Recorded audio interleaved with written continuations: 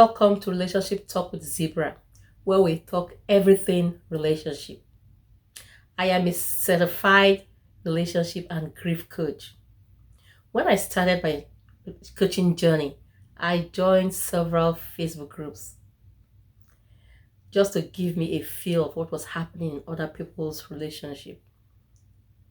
Yesterday, I was scrolling through my Facebook profile and I noticed this post. This lady isn't a cook, or she doesn't know how to cook that well, and her husband is not finding it funny either. And it's not like a one-time thing, it's an ongoing complaint about her cooking. She wanted them to go take a cooking class together. He wants her to go spend time with his mom to learn how to cook. So the reason why I brought this topic or to talk about it here is not about the post, it's about the comments. I couldn't believe what people were commenting. Anyway, they were all women. And the comments, all the comments, or most of the comments had one thing. It is not your job to cook for him. So if it's not her job to cook for him, whose job is it? Say this man is the sole provider, he leaves home, comes back after work, and then you say it's not your job to cook for him? Anyway, before I go ahead to continue that topic, I want to first of all let you know that the man is the head of the house. The Bible said that explicitly. There's nothing we're going to argue or talk about it. The man is the head of the house. So this is the hierarchy of the family. God is the head of the family, followed by the man, the woman, and the children. The man lords over the woman. I'm not saying the man is a slave master that controls the woman and tell her what to do. And the Bible said that the wife is to be submissive to her husband. The man is to love the wife just like he loves himself, or just like Christ loves the church and gave himself for it. But the woman's job is to be submissive to her husband. Yeah, the woman didn't post anything wrong. She did not. But it's because of the comments. So if anybody tells you, if you're a wife and anybody tells you it's not your job to cook with your husband, the person is not telling you the truth. Your job is to cook for the husband. Now, in this part of the world, like the US, most people when they are dating, they don't know that their wives don't know how to cook, because it is cheaper for them to go out and eat out than to actually cook in the house. So you can date somebody for 3 years and you may not cook for the rest of the relationship, for the rest of the life of that relationship. But in my home country, in Africa where I come from, it is cheaper for you to actually cook at home than to actually eat out. So it is easier for people from that part of the world to be able to tell if this lady that they are going to marry is a good cook.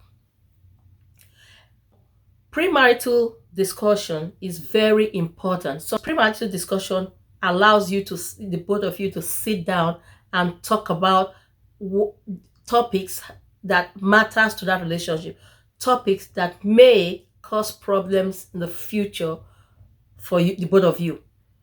I saw a post that the lady said she doesn't like sex at all, or she hates, let me use the word that she used, she hates sex. Now, if you are dating such a person and then you didn't have any premarital talk or discussion, and you decide to go ahead and marry the person only for you to find out she doesn't want to have sex with you, what will happen? That relationship is doomed. Now, what will you do? You want to step out of your marriage with the excuse that my wife doesn't allow me to sleep with her, so that's why I am sleeping out, or I am meeting women, or sleeping with other people. So that is why you have to talk before you get married. There was another post somebody sent to me and was asking me. She said, what do I do? Before I and my husband got married, I told him I don't want kids.